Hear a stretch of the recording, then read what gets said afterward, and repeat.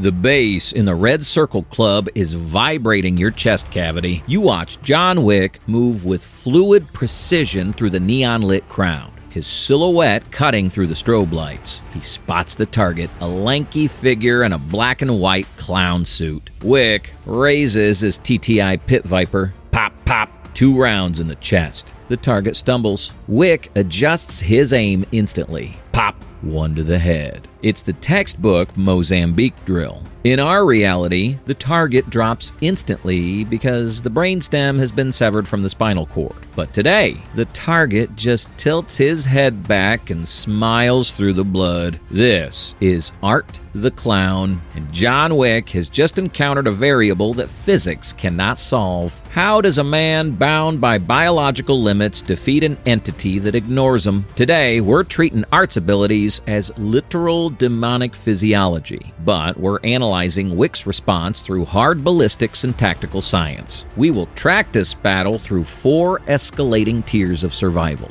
Tier 4, the ballistic failure, the red circle.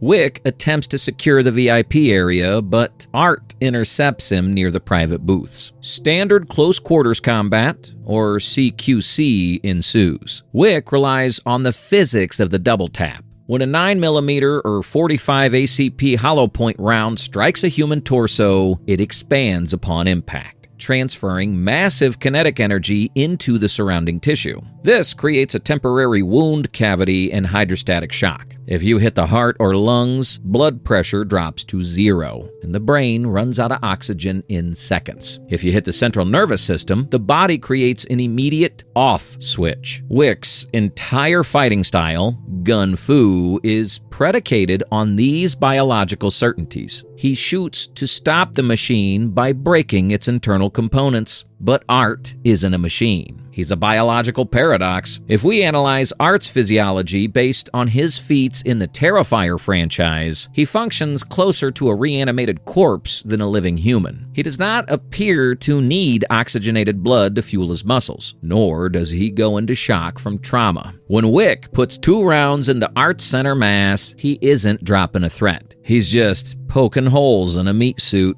The bullets pass through. The energy is dissipated, but the engine driving Art doesn't stall because it doesn't run on blood pressure. The headshot Wick delivered earlier, it likely destroyed brain matter, but Art's consciousness doesn't seem tethered to a functioning frontal lobe. Wick realizes the bullets aren't working, so he holsters and switches to grappling. This is his first major tactical error. Wick's judo and jujitsu rely on pain compliance and structural leverage. You break an arm to neutralize a threat's ability to hold a weapon. You choke a neck to cut off blood to the brain. Wick executes a perfect standing armbar, snapping Art's radius and ulna with a sickening crunch. A normal human goes into immediate shock or passes out from the pain. Art, he laughs. He finds the broken bone funny. His pain receptors don't trigger a fight or flight response. They trigger an endorphin rush that mimics amusement. Wick is now in the clinch with an opponent who is stronger than a human has any right to be. Art grabs Wick by the tactical lining in his suit. The physics of leverage don't matter when your opponent has supernatural grip strength. Wick is launched airborne, crashing through a tempered glass partition. He hits the floor hard, ribs cracking against the marble. He realizes that his standard operating procedure, the gun fu that killed hundreds, is currently an F-tier strategy. He can't shoot him to death, and he can't break him into submission. The club music is still thumping, but the tactical situation has shifted from an assassination to a desperate retreat. Wick scrambles back, heading for the lower levels, the catacombs. But Art doesn't run. He just walks, a relentless entropy following Wick into the dark. Tier 3, the attrition war, the catacombs.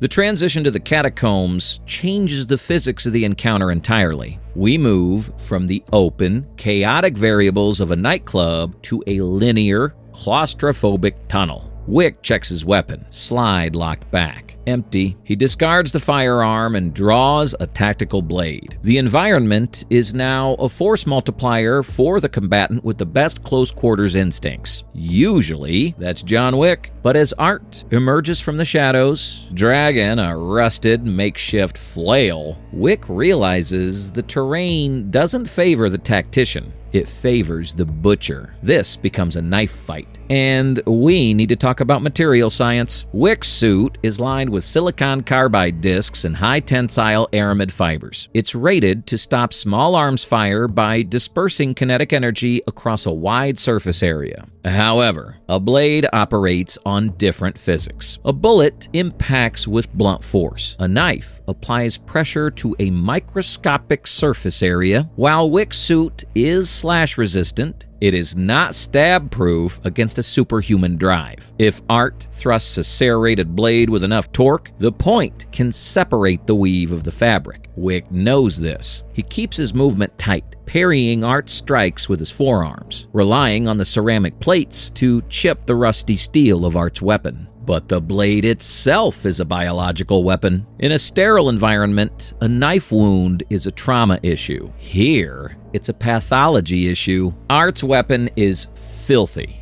likely covered in dried blood, rust, and fecal matter. Even if the blade doesn't hit a vital organ, a minor laceration introduces Clostridium tetani and a cocktail of necrotic bacteria directly into Wick's bloodstream. Wick is fighting a biological clock. If this fight lasts longer than a few minutes, his heart rate, pumping at 160 beats per minute, will circulate these pathogens system-wide. He isn't just dodging a blade. He's dodging sepsis. We also have to calculate the metabolic cost of this engagement. Wick is human. His muscles run on adenosine triphosphate, or ATP. Every block, every strike, every dodge burns glycogen. After 5 minutes of high-intensity grappling, lactic acid floods his muscle tissue. His reaction times begin to slow. Their strikes lose their snap.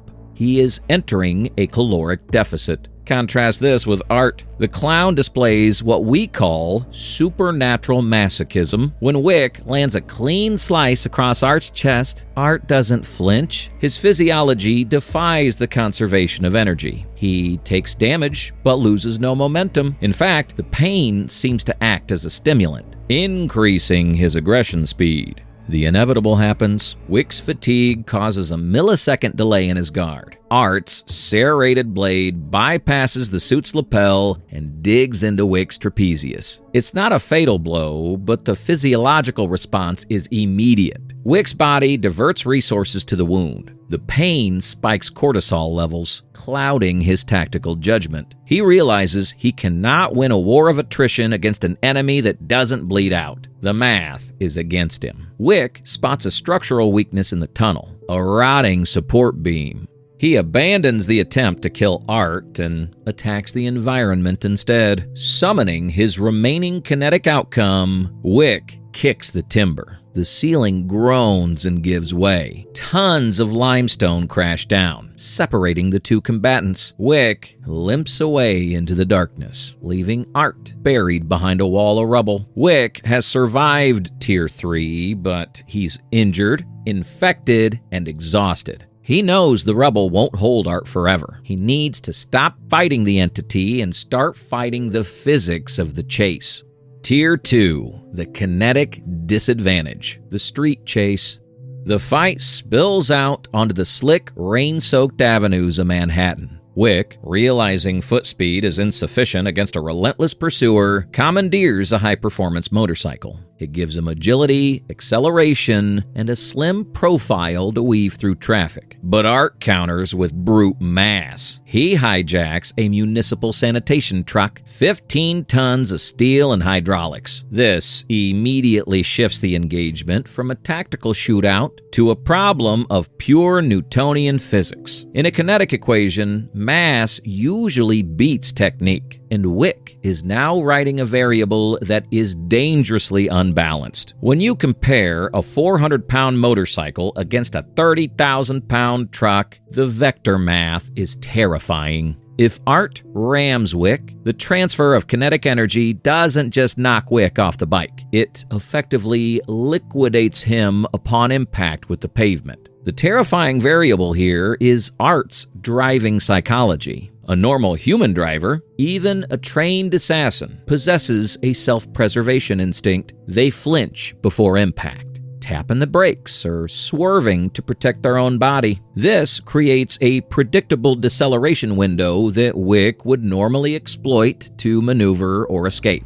But Art slams the accelerator. He's willing to destroy his own vehicle and mangle his own body just to close the gap. He uses the truck not as a transport, but as a massive, blunt force projectile. This removes the human element from the chase, turning the truck into an unguided missile that ignores the concept of crumple zones or survival rates. We are now deep in the losing phase of the simulation. Wick is operating at roughly 60% capacity. The sepsis from the rusty blade in the catacombs is beginning to spike his core temperature, inducing a fever state that dulls his cognitive edge. His glycogen stores are depleted, meaning his brain is struggling to process the geometry of the chase at 80 miles per hour. In tactical terms, his OODA loop, observe, orient, decide, act, is lagging. He sees the threat, but the signal to his hands is delayed by fractions of a second. Every turn is a gamble. Every drift is sloppy. Statistically, this is where John Wick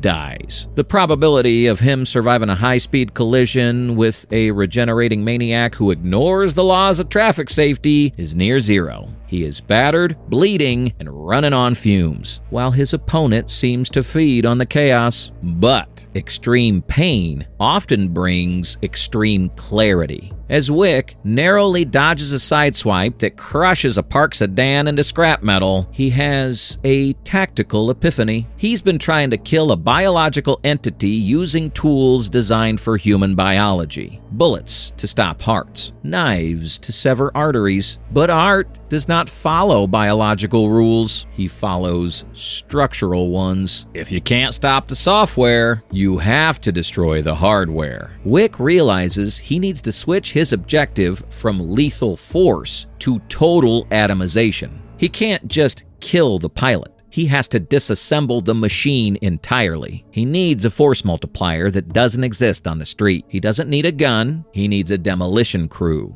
Wick stops trying to lose Art in the traffic. Instead, he checks his mirrors, locks eyes with the grinning demon in the truck cab, and deliberately changes his route. He leads the chaos toward a specific coordinate, the Continental. He isn't going there for sanctuary or a drink. The hotel rules likely don't apply to demons anyway. He's heading there for heavy armory. He needs weapons that don't just poke holes. He needs ordnance that removes matter from existence. Wick throttles the bike, turning the hunter into the prey, luring the monster into a kill box designed for the most dangerous men on Earth. The street chase ends not with an escape, but with an invitation to a slaughter. Tier 1. The high-velocity solution, the Continental Armory. Wick skids the bike into the loading dock of the Continental, abandoning the wreckage. He doesn't go to the bar. He goes straight to the heavy containment locker. The rules of engagement have changed. He's no longer trying to terminate a life form. He's trying to dismantle a biological structure. For this, precision is irrelevant. Mass removal is the only metric that counts. Wick bypasses the handguns and rifles. He equips a Benelli M4 Super 90 semi-automatic shotgun, but the weapon is only the delivery system. The science lies in the ammunition. He loads a candy cane pattern. One armor-piercing slug followed by a dragon's breath incendiary round, repeated until the tube is full. Here is the physics of overkill. A standard bullet relies on penetration to cause organ failure. A 1-ounce rifled slug, however, delivers approximately 3,100 joules of kinetic energy upon impact. When this strikes a limb, it doesn't just pass through. It transfers that energy into the bone structure, shattering it instantly. If you hit the femur with the slug, you aren't wounding the leg. You are structurally removing it. Physics dictates that without the structural integrity of the skeletal system, even a demon cannot generate the leverage required to chase you. Art bursts through the service doors, weapon raised, grinning. Wick doesn't hesitate. He doesn't aim for the head or the heart. He aims for the right knee. The slug connects, and the lower leg is effectively amputated by the kinetic transfer. Art falls, but he's still crawling, still laughing. Wick cycles the bolt. The next round is Dragon's Breath. Magnesium pellets burning at over 3,000 degrees Fahrenheit. Wick fires directly into the stump. This is the cauterization strategy. While Art's cells regenerate at a supernatural rate, extreme heat denatures proteins instantly. The fire overloads the pain receptors, or whatever equivalent Art possesses, and fuses the tissue shut. It creates a charred barrier that the regenerative cells have to break through before they can begin rebuilding the limb. Wick is buying himself seconds. He moves methodically. Left shoulder, slug. Right shoulder, slug. The torso's cauterized with another incendiary round. Wick isn't fighting a person anymore. He's pruning a tree. With Art reduced to a writhing, limbless torso, Wick initiates the final phase, containment. He doesn't try to deliver a killing blow to the brain, as he knows that's futile. Instead, he drags the remains into a maintenance pit and pours 4 bags of industrial quick-drying concrete over the entity. This is the win condition. It's not death. It is permanent physical restriction. Once that concrete cures, Art is encased in a block of stone. He may still be alive inside, he may still be laughing, but without the space to expand his diaphragm or move a muscle, he's neutralized. Physics has finally trumped biology. The cost of survival. Wick stands over the hardening block of concrete, his chest heaving. The fight is over, but the cost was astronomical. He is covered in lacerations, his ribs are fractured, and the sepsis from the catacombs is already shutting down his kidneys. He requires immediate, high-level medical intervention to survive the night. So, could John Wick survive Art the Clown? The data suggests yes, but only by abandoning his standard operating procedures. Art is an S-tier threat because he breaks the laws of physics. John Wick is the S-tier predator because he understands that when the laws of physics break, you have to enforce them manually. In a battle between pure chaos and disciplined order, only wins if it's willing to be more brutal than the chaos. But Art is just one nightmare. There are other things hiding in the dark. Which horror movie icon do you think has the skill set to finally put John Wick in the ground? Let us know in the comments. And don't forget to subscribe for the next breakdown.